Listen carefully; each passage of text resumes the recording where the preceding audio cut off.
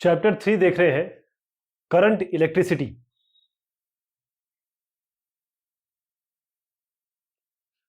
Drift velocity, mobility और क्या relation है इसका करंट के साथ।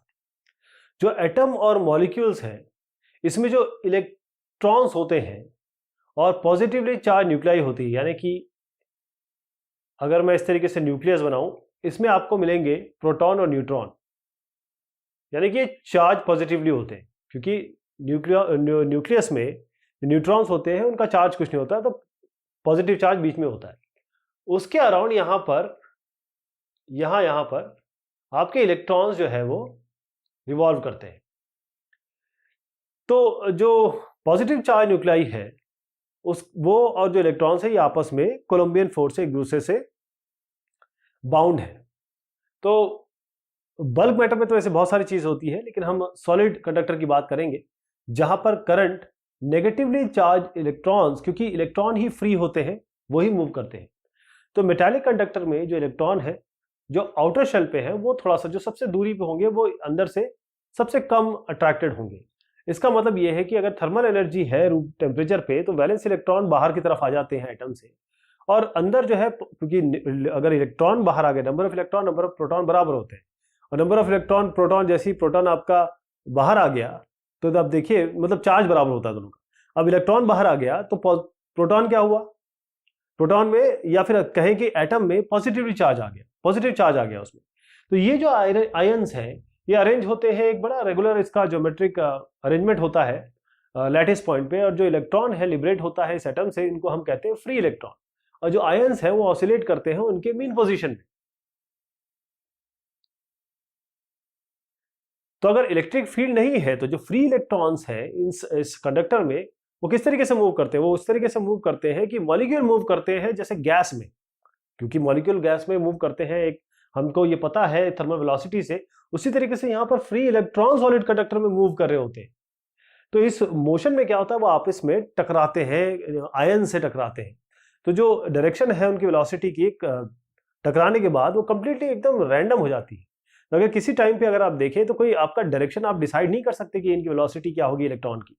तो ये जो रैंडम मोशन होता है इलेक्ट्रॉन का, इसको अब देखिए कंटिन्यूअस लाइन, अगर हम इसको ए भी ड्रॉ करने की कोशिश करें, ये देखिए ये वाली लाइन है जो रेड में दिख रही है ना, कंटिन्यूअस लाइन है, यहाँ पर इसका एक रैंडम मोशन हो रहा है यहाँ पे। तो अगर एवरेज निकाला जाए तो जितने इलेक्ट्रॉन ट्रैवल कर रहे हैं किसी डायरेक्शन में, वो किसके बराबर होंगे, वो इलेक्ट्रॉन जो ट्रैवल कर रहे होंगे अपोजिट डायरेक्शन में, उनके अगेंस्ट चल रहे होंगे, और अभी एक्सटर्नल इलेक्ट्रिक फील्ड नहीं है। इसका मतलब जो नेट चार्ज जो जा रहा है किसी क्रॉस सेक्शन से इस कंडक्टर में, वो जीरो होगा, यानी कि कोई फ्लो नहीं हो रहा है करंट का, एक दूसरे को न्यूट्रलाइज कर रहे हैं। अब थोड़ा सा आगे बढ़ते हैं, अब इसमें इलेक्ट्रिक फील्ड देते हैं। तो एक इलेक्ट्रिक फील्ड ई, इसको अगर हम अप्लाई करें इस कंडक्टर के अक्रॉस, अब यहां पर हम एक बैटरी लगा देते हैं इन दोनों एंड पॉइंट, इन दोनों कंडक्टर की, ये पूरा कंडक्टर है, इसके एंड पॉइंट पे हम जरा यहां पर बैटरी लगा देते हैं, दो एंड में, बीच में। अब इस इलेक्ट्रिक फील्ड के कारण क्या होगा, इलेक्ट्रॉन पे अब एक फोर्स लगने लगेगा, इलेक्ट्रॉन पे एक फोर्स लगने लगेगा, जो फोर्स होता है इलेक्ट्रिक फील्ड और साथ में जो इलेक्ट्रॉन का चार्ज है। और किस डायरेक्शन में होगा, वो हम जानते हैं कि इलेक्ट्रॉन में हमेशा डायरेक्ट इलेक्ट्रिक फील्ड के अपोजिट डायरेक्शन में लगता है, यानी कि पॉजिटिव टर्मिनल की तरफ लगता है बैटरी के। तो जो पाथ इसने लिया इलेक्ट्रॉन ने, वो आपका ये ना लेके ये वाला जो डॉट वाला है वो पाथ ले लिया जाएगा, इसे कहते हैं ए बी डैश। तो पाथ आपका ए बी डैश होगा, डॉटेड लाइन से आप जो देख रहे हैं। क्यों? क्योंकि जो इलेक्ट्रॉन है, क्योंकि मोशन में है, ऑसिलेटरी इलेक्ट्रिक फील्ड के कारण आयंस भी है इसमें, तो वो अपने पाथ से इधर हो जाता है, यानी कि स्कैटर हो जाता है। तो इस कारण से रेजिस्टेंस पैदा होता है कंडक्टर में, इस कारण से रेजिस्टेंस पैदा होता है कंडक्टर में। जब एक इलेक्ट्रिक फील्ड आपने लगा दी, तो जो एक्सेलरेशन हो रहा है इलेक्ट्रॉन का, उसका डायरेक्शन क्या है, इलेक्ट्रिक फील्ड के अपोजिट आपने कहा एक्सेलरेशन क्या होता है, force equal to mass into acceleration, A होता है F/m। हमने कहा फोर्स जो है वो कैपिटल E इंटू ई लग रहा है इस पे, है ना फोर्स, तो एक्सेलरेशन कितना हो जाएगा, E इंटू E/m। इसमें E इलेक्ट्रिक फील्ड है, E जो चार्ज है।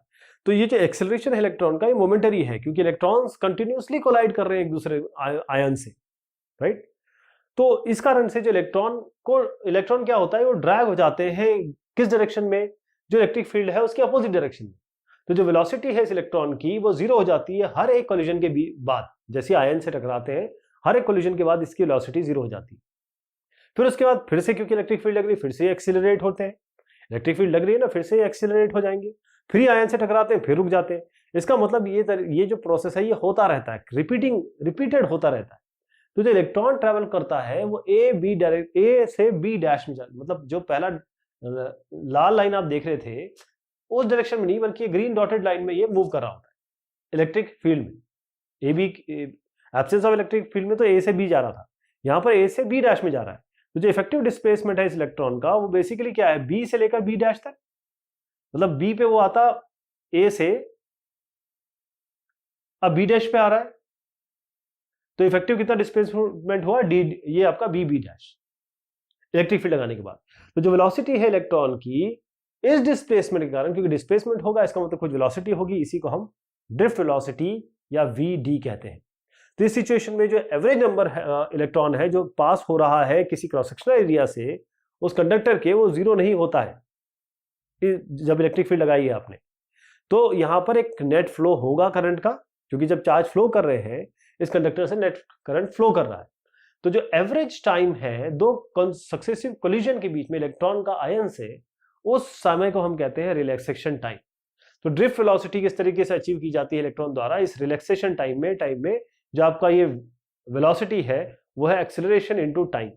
एक्सेलरेशन की जगह आप जरा ये रख दीजिए, आपका एक्सेलरेशन की जगह ये रखेंगे तो वीडी हो जाएगा capital E dot small E by M into tau, tau time है इसमें और रिलैक्सेशन टाइम है। अब वीडी यानी कि ड्रिफ्ट वेलोसिटी और करंट डेंसिटी यानी जे में क्या रिलेशनशिप है, अगर हमको जानना है कि इनके बीच में क्या रिलेशनशिप है तो हम एक सिलेंड्रिकल कंडक्टर इस तरीके से लेते हैं जिसका क्रॉस सेक्शनल एरिया यूनिफॉर्म है हर जगह पे। तो इलेक्ट्रिक फील्ड इसमें एग्जिस्ट कर रही है इस कंडक्टर के में, जो उसके एंड को आपने किससे लगा दिया, बैटरी से लगा दी। तो यदि ड्रिफ्ट वेलोसिटी इस इलेक्ट्रॉन किसी भी इलेक्ट्रॉन की आपकी वी डी है, तो जो डिस्टेंस वो ट्रैवल करेगा डेल्टा टी टाइम में क्या होगा, डिस्टेंस होता है स्पीड इंटू टाइम, तो स्पीड वी डी हो गई, टाइम डेल्टा टी हो गई। जो वॉल्यूम है उस पोर्शन का, जो कंडक्टर जिसकी लेंथ आपकी मान लीजिए एरिया ए है, लेंथ एल है, तो अगर एरिया ऑफ क्रॉस सेक्शन इसका ए है और लेंथ यहां से यहां मूव करने में मतलब V D into delta T यानी कि इस लेंथ को इसने यहां से यहां कवर किया, तो ए इंटू एल आपकी वॉल्यूम हो जाएगा, है ना। तो ए इंटू एल वॉल्यूम होगा और आप कह रहे हैं कि L V D into delta T है, तो इसके साथ यहां मल्टीप्लाई कर दीजिए A V D into delta T. यदि एन फ्री इलेक्ट्रॉन है पर यूनिट वॉल्यूम यानी कि नंबर डेंसिटी जो इलेक्ट्रॉन की है वो आपकी एन पर यूनिट वॉल्यूम है, तो जो नंबर ऑफ फ्री इलेक्ट्रॉन्स होंगे उसमें क्या होगा, एन मल्टीप्लाई कर दीजिए इसको, ये एक के लिए है नंबर ऑफ इलेक्ट्रॉन्स एन है तो ये एन से मल्टीप्लाई कर दीजिए। ये जितने भी इलेक्ट्रॉन्स हैं ये क्रॉस करेंगे इस एरिया को डेल्टा टी टाइम में यहां से यहां तक, यानी कि जो चार्ज क्रॉस कर रहा है इस एरिया में डेल्टा टी टाइम में वो चार्ज क्या होगा, डेल्टा क्यू। क्या होगा, delta Q will be N into A into V D into delta T into E, है ना। चार्ज इसका ये हो गया और आपका ये वैल्यू हमने अभी भी निकाली, है ना। यानी कि कुल मिला के जो नंबर ऑफ इलेक्ट्रॉन हमने बनाया और हमने कहा कि जब नंबर ऑफ फ्री इलेक्ट्रॉन्स इनमें है तो चार्ज कितना होगा, ये पूरा चार्ज है, ये एक इलेक्ट्रॉन का चार्ज है, तो करंट कितना होगा, आई होता है delta Q by delta T. अब इसको डेल्टा टी से डिवाइड कर दीजिए, डेल्टा टी कट जाएगा, N into A into V D जो है वी सब्सक्रिप्ट डी है drift velocity into E. J क्या होता है आई बाय, अब इसको ए से डिवाइड कर दीजिए, ए कैंसिल हो जाएगा, N into E into V D. तो ये आपका जे है। इन जनरल अगर इस इक्वेशन को वेक्टर फॉर्म में लिखा जाए तो जे के ऊपर वेक्टर साइन लगा दीजिए, वीडी के ऊपर वेक्टर साइन लगा दीजिए। जो नेगेटिव चार्ज है क्यू का, जे और वीडी अपोजिट डायरेक्शन में होंगे अगर नेगेटिव चार्ज है तो। अगर हम इन इक्वेशन को कंपेयर करें तो देखिए जे क्या होता है, सिग्मा इंटू ई के बराबर, ये हम पहले देख चुके हैं, सिग्मा इंटू ई के बराबर एन इंटू ई वीडी। तो आप क्या करेंगे, इस वीडी की जगह आप चाहें तो E into E by M into tau लिख सकते हैं, तो सिग्मा आ जाएगा N square tau by M.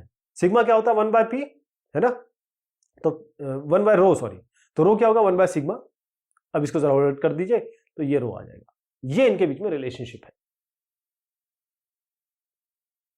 तो मेटल में जो नंबर डेंसिटी है वो डिपेंड नहीं करती टेम्परेचर पे। जो ऑसिलेशन हो रहे हैं आयंस के वो इंक्रीज करते हैं टेम्परेचर से, राइट, और ज्यादा इरेटिक हो जाते हैं।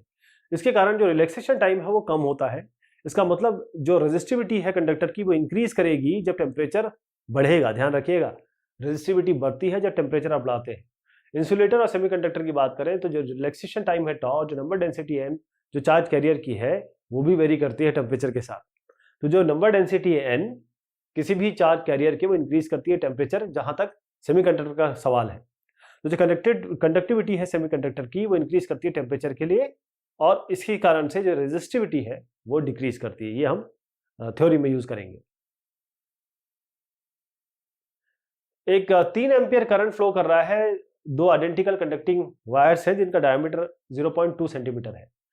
तो जो कंडक्टिंग वायर्स है इसको स्प्लिट किया गया 3 आइडेंटिकल कंडक्टिंग वायर में, यानी कि ये आपका कंडक्टिंग वायर है, इसको 3 में स्प्लिट कर दिया गया, 1 2 3, जिनका रेडियस आप इन्होंने डायमीटर बताया है 0.1 सेंटीमीटर, यहाँ डायमीटर 0.2 सेंटीमीटर है।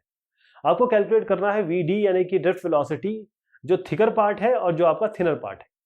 जो इलेक्ट्रिक डेंसिटी आपको दी हुई है ये दी हुई है, जितने भी जो भी कंडक्टर्स हैं वो सेम मटेरियल के बने हैं, और जो इलेक्ट्रिक चार्ज है इलेक्ट्रॉन में वो आपका 1.6 इंटू 10⁻⁻19 है।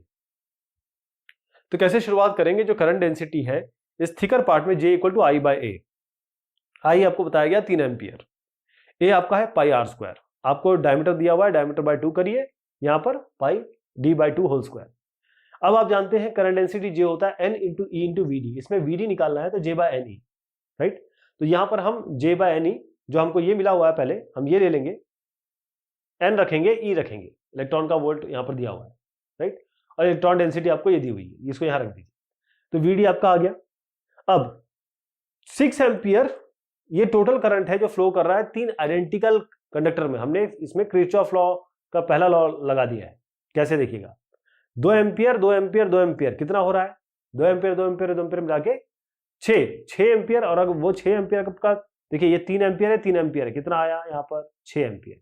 अब यहाँ 3 जगह ये डिवाइड हो रहा है, तो 2 एम्पियर यहाँ 2 एम्पियर यहाँ 2 एम्पियर यहाँ, इसका मतलब जो करंट फ्लो कर रहा है ये हर एक वायर में 2 एम्पियर।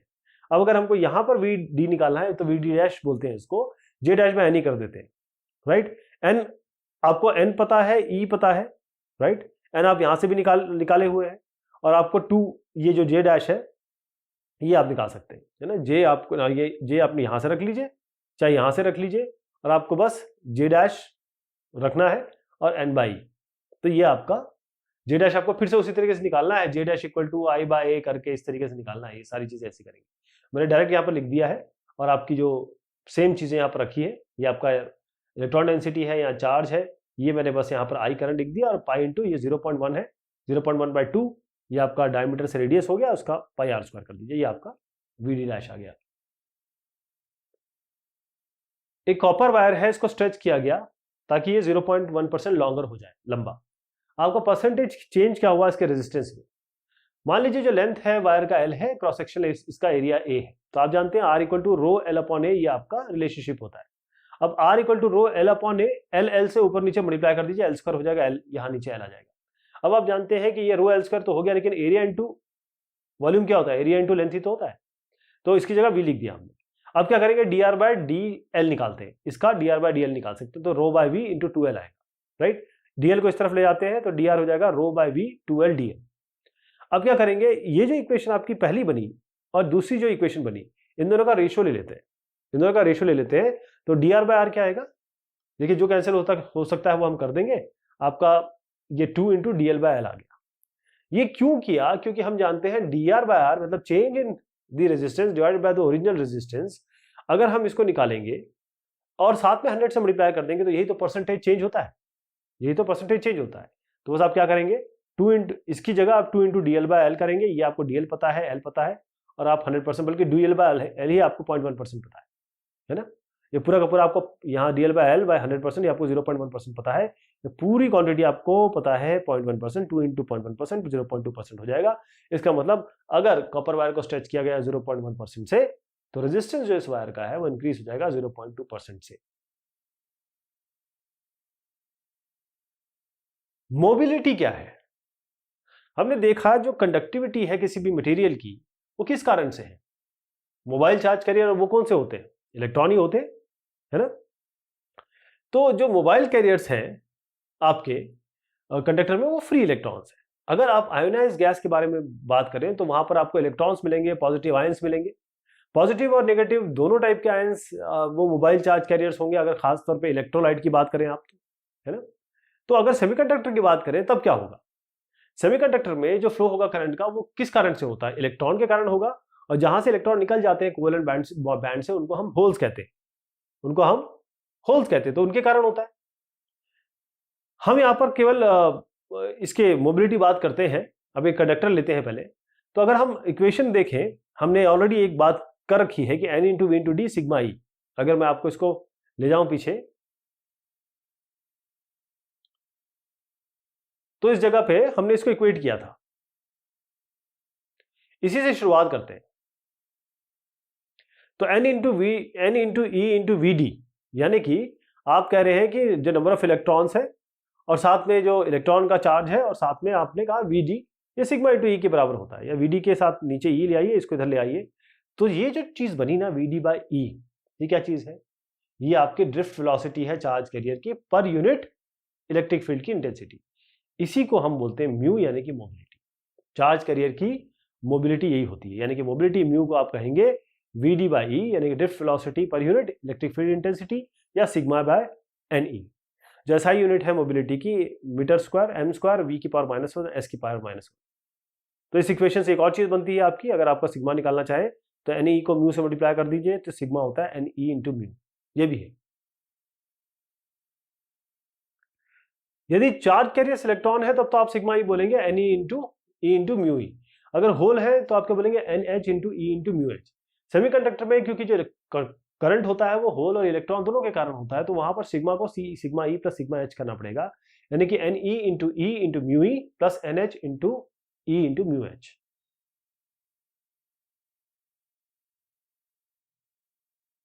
रेजिस्टिविटी पे टेम्परेचर का क्या इफेक्ट है, क्या डिपेंडेंस है। जो रेजिस्टिविटी होती है किसी मटेरियल की, इसको देखा गया है कि ये टेम्परेचर पे डिपेंडेंट है। अलग अलग मटेरियल ये अलग अलग डिपेंडेंस शो करते हैं टेम्परेचर पे। तो अगर आप कोई लिमिटेड रेंज ले ले टेम्परेचर की, जो बहुत ज्यादा नहीं है, तो रिलेशनशिप जो होगी रेजिस्टिविटी की किसी भी मेटालिक कंडक्टर के और जो टेम्परेचर है उसकी क्या होती है, ये बहुत इंपॉर्टेंट है। Rho theta equal to rho theta not 1 plus alpha theta minus theta not. अब इस रो को, इस थीटा को जब हम बुक में देखेंगे, अलग अलग बुक में इसको टी और टी नॉट दिया हुआ है, ठीक। यहां पर आप आर भी लिखेंगे, देखिए आर का भी रिलेशनशिप है, क्योंकि R equal to rho L A के बराबर होता है, एल बाई ए के बराबर होता है, तो ये दोनों डायरेक्टली रिलेटेड है। पहले समझ लीजिए ये रो थीटा क्या है। रो थीटा रेजिस्टिविटी किसी टेम्परेचर टी पे है, थीटा पे है, और रो थीटा जीरो आपका किसी प्रॉपर रेफरेंस टेम्परेचर पे, नॉर्मली ये 0 डिग्री लेते हैं, तो यहाँ पर जो रेजिस्टिविटी है प्रॉपर रेफरेंस टेम्परेचर का वो थीटा नॉट है। अल्फा जो इसमें आ रहा है वो टेम्परेचर कोएफिशिएंट है रेजिस्टिविटी का, उसका यूनिट आपका इस तरीके से पर केल्विन पर डिग्री सेंटीग्रेड होता है। इसी को R equal to rho L upon है, रो डायरेक्टली प्रोपोर्शनल है आर के, तो इसी जगह पे आर लिख सकते हैं हम, यानी कि आर थीटा होगा R theta not 1 plus alpha theta minus theta naught, यानी कि आर इक्वल टू, जैसे मैं इसको कहूं R2 will be equal to R1 1 plus alpha T, ये क्योंकि अगर मैं इसको थीटा को यहां ले रहा हूं तो T2 माइनस T1। दो अलग टेम्परेचर पे दो जो टेम्परेचर बढ़ता है उसके कारण रेजिस्टिविटी में क्या चेंज होता है वो आपको मिलेगा। तो जो रेजिस्टिविटी है और टेम्परेचर कोएफिशिएंट है अल्फा का, उसके बीच में क्या रिलेशनशिप है वो यहाँ देखिए। ये अपने कंडक्टर से, कंडक्टर यानी कि सिल्वर से लेकर यहाँ पर निक्रोम दिया हुआ है, ये सारी रेजिस्टिविटी यहाँ पर दी हुई है, और जो कोएफिशिएंट आपका दिया हुआ है वो सारा प्लस में है, देखिएगा ये सारा प्लस में है। जहां पर सेमीकंडक्टर की बात करें, कार्बन जर्मेनियम आपका सिलिकॉन है, तो इसमें जो आपकी टेम्परेचर कोएफिशिएंट आ रहा है वो नेगेटिव में आ रहा है, इंसुलेटर के लिए नहीं है। तो इस टेबल से हमें ये पता चल गया कि जो मेटल है उनकी अल्फा पॉजिटिव है, इसका मतलब जो रेजिस्टिविटी है मेटल की बढ़ती है टेम्परेचर के साथ। मेटालिक कंडक्टर की बात करें तो जो रिलेशन है रेजिस्टिविटी और टेम्परेचर की वो नॉन लीनियर है, अगर लो टेम्परेचर की बात करें 50 केल्विन से कम, लेकिन जैसी जो ग्राफ है वो लीनियर बनता जाता है रूम टेम्परेचर के करीब, और अगर हाई टेम्परेचर की तरफ चला जाए आप तो ग्राफ जो है दोबारा नॉन लीनियर हो जाता है। कहने का मतलब ये है कि अगर ये रो है और ये आपका टी है, हम बात कर रहे हैं रो और टी के बीच में ग्राफ की, और ये मेटल का है, तो यहाँ पर ये नॉन लीनियर होता है, यहाँ पर आकर ये सीधा हो जाता है, उसके बाद फिर नॉन लीनियर हो जाता है। कुछ मटेरियल जैसे हैं निक्रोम, जो एलॉय है निकल, आयरन और क्रोमियम के, इनकी बड़ी जबरदस्त रेजिस्टिविटी होती है, और इनके रेजिस्टिविटी और टेम्परेचर के बीच में डिपेंडेंस बहुत कम होती है। तो जो रेजिस्टिविटी है, जैसे मैंगनीज, ये भी एलॉय है कॉपर, मैंगनीज और निकल का, ये तो पूरी तरीके से टेम्परेचर से इंडिपेंडेंट ही होती है। तो एलॉय के बारे में बात करें, एलॉय का एग्जांपल देख लेते हैं। यहां पर देखिए किस तरीके से आपका स्ट्रेट लाइन आ रही है। जो रेजिस्टिविटी है निक्रोम की वो जीरो नहीं होती है जब एब्सोल्यूट टेम्परेचर पे पहुंच गए आप, लेकिन जो रेजिस्टिविटी है प्योर मेटल की वो एकदम ऑलमोस्ट जीरो हो जाती है एब्सोल्यूट जीरो टेम्परेचर पे। इस फैक्ट से आप मेटल की प्योरिटी भी चेक कर सकते हैं कि मेटल कितना प्योर है।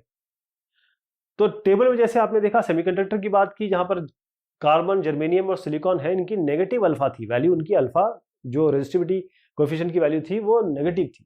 इसका मतलब ये है कि रेजिस्टिविटी इन मटेरियल की कम होती है टेम्परेचर के साथ। अब देखिए जैसे ये बढ़ रही थी ये आपके कम होने लगी, ये ग्राफ इस तरीके से बनेगा।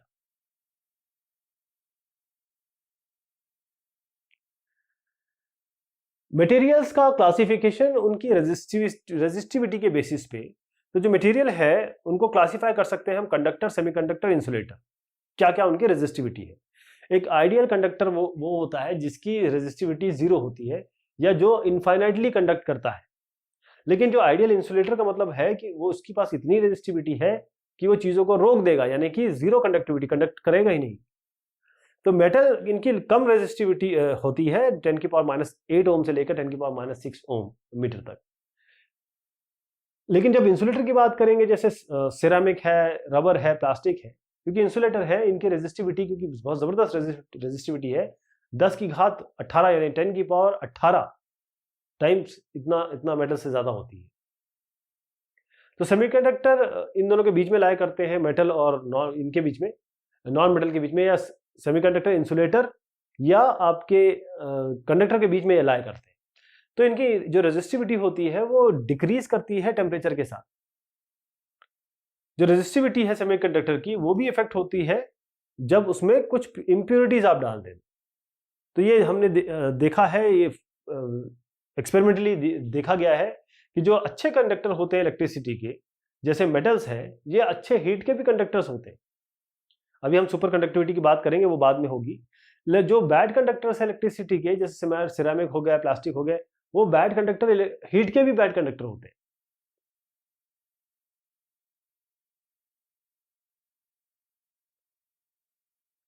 रजिस्टर जो हम यूज करते हैं लेबोरेटरीज में वो दो टाइप के होते हैं। एक तो वायर बाउंड रजिस्टर होते हैं, एक कार्बन रजिस्टर होते हैं। जो वायर बाउंड रजिस्टर होते हैं इसमें क्या होता है कि इसको इस तरीके से वाइंड करके,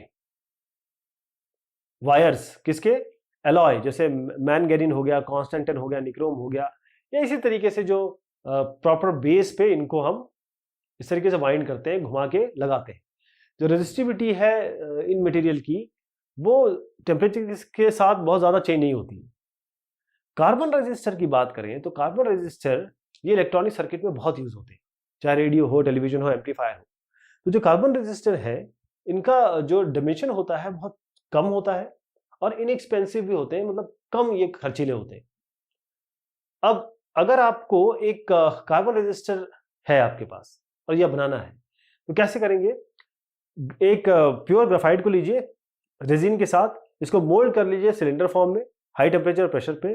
जो वायर लीड्स होंगे उसको अटैच कर दीजिए, दो एंड है सिलेंडर के, और जो सारा का सारा रेजिस्टर है उसको एक इंसुलेटिंग जैकेट में डाल दीजिए, जैसे सिरेमिक है या प्लास्टिक है। तो कार्बन रेजिस्टर्स ये काफी सारे रेंज में है, 1 ओम से लेकर 100 मेगा ओम तक, काफी बड़ा रेंज है।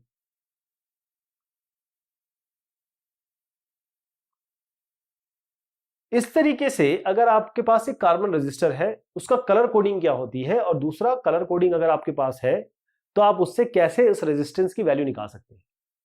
तो जो संख्या है, वैल्यू है कार्बन रेजिस्टर की, वो आप कलर बैंड से निकाल सकते हैं जो उसके सरफेस पे दिया हुआ है।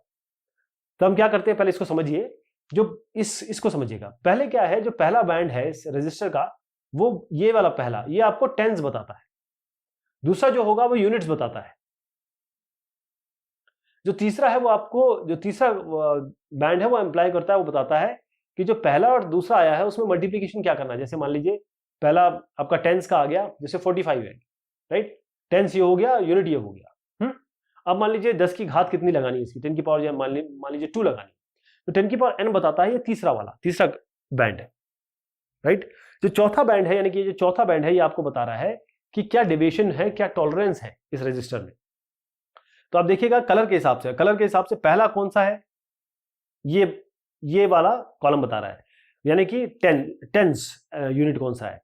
उसके बाद यूनिट कौन सा है, टेंस नंबर कौन सा है, यूनिट नंबर कौन सा है, इस पे मल्टीप्लायर कौन सा लगाना है, और साथ में फिर आखिर में कि टॉलरेंस क्या रखना है। इससे आप पूरी एक आपके सामने कार्बन रजिस्टर है, आप पता कर सकते हैं कि इसकी संख्या क्या है। हम एक एग्जांपल लेके चलते हैं। जो पहला बैंड है इसको ध्यान से देखिए, पहला बैंड इसमें पीला है, इट्स येलो। तो येलो का मतलब है, मैं यहां से शुरू करूंगा, येलो मतलब येलो के आगे मैं लकीर लगाऊंगा और पहला कॉलम देखूंगा, यहां पर 4 आ गया तो इसको 4 लिख दूंगा, ठीक।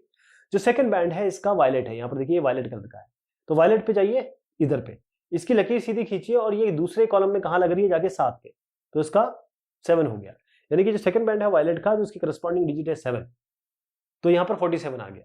तीसरे पे आएगा, तीसरा का कलर क्या है, ये ऑरेंज है, तो मैं ऑरेंज पे जाता हूं, ऑरेंज के सामने सीधी लकीर खींचता हूं, वो कहां जा रहा है, मल्टीप्लायर पे 10 की पावर 3, तो इसमें 10 की पावर 3 कर देंगे, यानी आप कह रहे हैं 47 किलो ओम हो गया।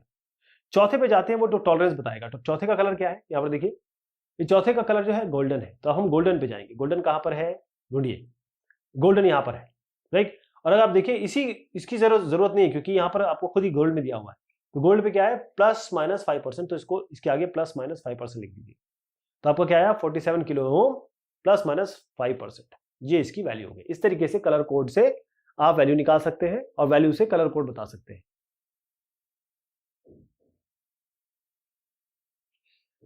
सुपर कंडक्टिविटी क्या होती है। 1911 में एक डच फिजिसिस्ट साहब थे, कैमरलिंग ऑन्स, इन्होंने एक्सपेरिमेंटली ये इजाद किया कि जो डिस्कवर किया कि जो रेजिस्टिविटी है मर्क्यूरी की, वो बिल्कुल खत्म हो जाती है, डिसअपीयर हो जाती है, नल हो जाती है, कम हो जाती है टेम्परेचर अगर 4.2 केल्विन के नीचे है। तो इस ऑब्जर्वेशन से, यानी कि 4.3 केल्विन के टेम्परेचर पे जो रेजिस्टिविटी है मर्क्यूरी की, वो 0.084 ओम हो गई, और 3 केल्विन टेम्परेचर पे वो 3 × 10⁶ ओम हो जाती है, जो कि 10⁶ पार्ट है जो रेजिस्टेंस है उसका 0 डिग्री सेंटीग्रेड पे। तो इससे क्या पता चला कि जो रेजिस्टेंस है कुछ मटेरियल का, वो एकदम ऑलमोस्ट 0 पहुंच जाता है जब टेम्परेचर को लोअर किया जाता है, कम किया जाता है किसी डेफिनेट टेम्परेचर तक, जिसको हम क्रिटिकल टेम्परेचर कहते हैं, उसके नीचे अगर लाएं तो जो मटेरियल है इस स्टेट में, इसको हम कहते हैं सुपर कंडक्टर, क्योंकि अभी जिसकी रेजिस्टिविटी ही 0 हो गई, इसकी रेजिस्टिविटी ही एकदम कम हो गई, इसका मतलब वो कंडक्ट करेगा आराम से, और इसी को हम सुपर कंडक्टिविटी कहते हैं। सुपर कंडक्टिविटी एक स्पेशल स्टेट है मटेरियल का। बहुत सारे मेटल और अलॉय आप इस तरीके से बनाते हैं कि वो सुपर कंडक्टिविटी को अचीव कर लेते हैं। कुछ सेमीकंडक्टर जैसे सिलिकॉन, जर्मेनियम है, SET है, ये एग्जिबिट करते हैं, ये दिखाते हैं स्टेट ऑफ सुपर कंडक्टिविटी अगर इन पे हाई प्रेशर दिया जाए और टेम्परेचर इनका कम किया जाए। तो जो करंट फ्लो कर रहा है इन सुपर कंडक्टर से, इसमें बहुत देर तक आप कंडक्टर में करंट फ्लो करा सकते हैं, सस्टेन करा सकते हैं, यानी कि इसकी सुपर कंडक्टिविटी सस्टेन हो सकती है बहुत देर तक। तो इसी रीजन से जो ऑर्डिनरी कंडक्टर होता है इलेक्ट्रिक एनर्जी में, वो तो हीट एनर्जी से डिसिपेट हो जाता है क्योंकि रेजिस्टेंस बहुत सारा होता है, लेकिन सुपर कंडक्टर में क्योंकि आप कह रहे हैं कि इलेक्ट्रिक रेजिस्टेंस कम है, रेजिस्टिविटी कम है, तो इसमें जो डिसिपेशन होता है हीट एनर्जी, वो बहुत कम हो सकता है। इस डिस्कशन से हमें क्या पता चला कि अगर हम सुपर कंडक्टर यूज करेंगे तो एनर्जी लॉस का प्रॉब्लम जो है, इलेक्ट्रिकल ट्रांसमिशन हो चाहे कैसा भी, जहां जहां आपकी हीट एनर्जी में इलेक्ट्रिक एनर्जी चेंज होकर आपकी डिसिपेट हो रही है, खत्म हो रही है, वेस्ट हो रही है, उससे बचा जा सकता है। एक और चीज इसमें देखिएगा कि जो टेम्परेचर है मटेरियल का, उसको क्रिटिकल टेम्परेचर से कम लाना है। तो लिक्विड हीलियम और लिक्विड नाइट्रोजन, इनको यूज किया जाता है ताकि हम इस टेम्परेचर तक आ सकें, क्रिटिकल टेम्परेचर से नीचे आ सकें, राइट।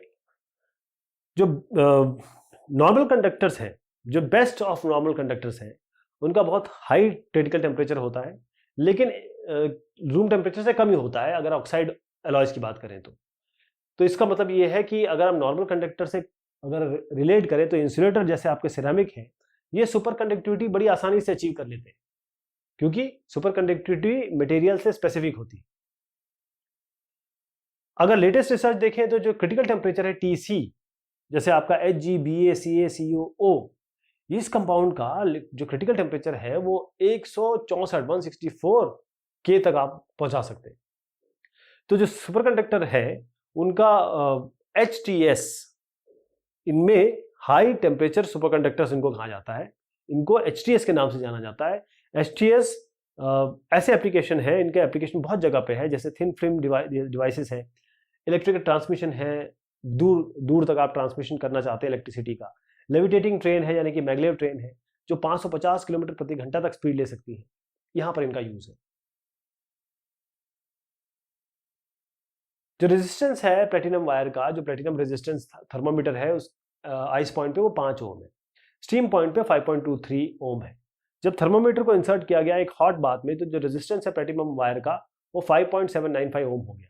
आपको कैलकुलेट करना है टेम्परेचर इस बात का, यानी कि R0 आपको दिया हुआ है 5 ओम आइस पॉइंट पे, R100 स्टीम पॉइंट पे, 0 डिग्री 100 डिग्री की बात हो रही है, और R थीटा आपको ये दिया हुआ है। तो R थीटा होता है R theta naught 1 plus alpha theta minus theta not. तो R थीटा क्या है आपका, क्योंकि हम यहाँ कह रहे हैं कि जो थीटा 0 है ये 0 डिग्री है, तो R थीटा क्या हो जाएगा R not 1 plus alpha theta, ये हम हटा देंगे। तो R theta minus R not आपका हो जाएगा R not alpha theta. Steam के लिए क्या होगा, R ये होगा 100 और ये होगा 0। हीट बात के लिए आपको पता नहीं है R थीटा क्या होगा, लेकिन ये R नॉट जरूर पता है आपका। यहाँ पर आप पहली इक्वेशन में थीटा में 100 रख देंगे, आपको दूसरे में नहीं पता, इन दोनों इक्वेशन को डिवाइड कर देंगे। तो R theta minus R not divide by R 100 minus R not, ये आपका थीटा बाय 100 होगा। थीटा निकालना है तो इसको इधर ले जाइए, ये आपको पता है 5.795, ये आपको 5 पता है, ये 5.23 पता है, ये 5 पता है, रख दीजिए, आपका थीटा आ जाएगा 345.65। दो मटेरियल है जिनका अल्फा 1 और अल्फा 2 आपको दिया हुआ है। जो रेजिस्टिविटी है पहले मटेरियल की आपको रो 20 आपको 2 × 10⁻8 दिया हुई है। एक नया मटेरियल को बनाया गया इन दोनों मटेरियल को कंबाइन करके। जो रेजिस्टिविटी है वो चेंज नहीं हो रही है टेम्परेचर के साथ। क्या होना चाहिए रेजिस्टिविटी रो 20 सेकेंड मटेरियल में, आपको रेफरेंस टेम्परेचर को 20 डिग्री सेंटीग्रेड लेना है और आपको रेजिस्टिविटी नए मटेरियल की वो लिखना है जो सम होगी रेजिस्टिविटी जो इसके दोनों कंपोनेंट थे जिससे मिलकर बना है, ऐसे लेना है। तो जो रेफरेंस टेम्परेचर है वो आपका 20 डिग्री सेंटीग्रेड है, और जो रेजिस्टिविटी है मटेरियल की किसी थीटा पे आप मानेंगे rho theta equal to rho 20 1 plus alpha theta minus 20, ये आपका हो गया। Rho equal to rho 2 equal to rho 1 plus alpha आप T2 माइनस T1 इस तरीके से मानिए इसको। तो T1 आपके पास 20 है, ये थीटा है और ये 20 है। तो rho theta by D rho theta by D theta क्या होगा, हमने इसको डिफरेंशिएट कर दिया थीटा के टर्म्स में, तो रो 20 इंटू अल्फा आ जाएगा, राइट। इसी तरीके से पहला मटेरियल लीजिए, दूसरा मटेरियल लीजिए, रो थीटा पहले मटेरियल के लिए ये होगा, rho theta rho D rho theta by D theta दूसरे के लिए आपका ये होगा। अब इसमें सवाल में कहा गया है जो रेजिस्टिविटी है मिक्सचर की रो थीटा वो आपका रो थीटा 1 प्लस रो थीटा 2 है ना, वो चेंज नहीं हो रही टेम्परेचर के साथ। तो इन दोनों को क्या करिए, दोनों को जोड़िए और बराबर 0 कर दीजिए, क्योंकि ये और ये दोनों बराबर करेंगे तो ये टेम्परेचर के साथ चेंज नहीं हो रही है, इसका मतलब इक्वल टू 0 है। इन दोनों को जोड़ेंगे 0 हो जाएगी। अब इसको जरा इधर ले आइए माइनस के साथ, तो इसकी जगह आप ये रख दीजिए, इसकी जगह आप ये रख दीजिए, तो कितना आया, रो थीटा 2 निकालना है आपको। अब आपके पास अल्फा 2 अल्फा 1 और अल्फा 2 सब पता है, रो 20 पता है, वैल्यू रख दीजिए आपके रो 20 दूसरे एलिमेंट का आपको आ जाएगा 2.4 इंटू 10⁻⁻8 ओम मीटर। एक टंगस्टन फिलामेंट है बल्ब का जिसका रेजिस्टेंस दिया हुआ है 18 ओम 20 डिग्री सेंटीग्रेड पे, 0.185 एम्पियर करंट फ्लो कर रहा है जब 30 वोल्ट कनेक्ट किया गया। अल्फा आपको 4.5 इंटू 10⁻³ ये के बताया गया है टंगस्टन के लिए। तो आपको टेम्परेचर बताना है इस फिलामेंट का। तो ओम लॉ क्या है, V equal to R I, यानी I equal to V by R. तो R कितना हो जाएगा, V बाय आई, ये थीटा में ले रहा हूं, उसके मतलब जो किसी टेम्परेचर पे, किसी टेम्परेचर पे ये होगा V बाय आई, यानी कि 30/0.185 यानी कि 162 ओम आ गया। जब बल्ब ऑन है तो रेजिस्टेंस 162 ओम हो गया, यानी कि R थीटा हो गया R theta naught 1 plus alpha theta minus theta not, ये आपका जो है थीटा नॉट आपका 293 केल्विन हो गया, राइट। 293 कहां से आ गया, आपको 273 में ये ऐड करना है, राइट। 20 डिग्री 273 में 20 करेंगे तो 293 आएगा, यहां से इसलिए आया। अब आपको R थीटा पता है 162, आपको ये पता है कि 18 था, 1 प्लस अल्फा आपको पता है वैल्यू दे रखी है, और यहां पर थीटा हमको पता नहीं है, लेकिन 2 से 293 पता है, इसे थीटा निकाल लीजिए 2070.7। तो ये एक और पार्ट हमने देखा करंट इलेक्ट्रिसिटी का, और भी बाकी है। शुक्रिया, मेहरबानी आप सभी की।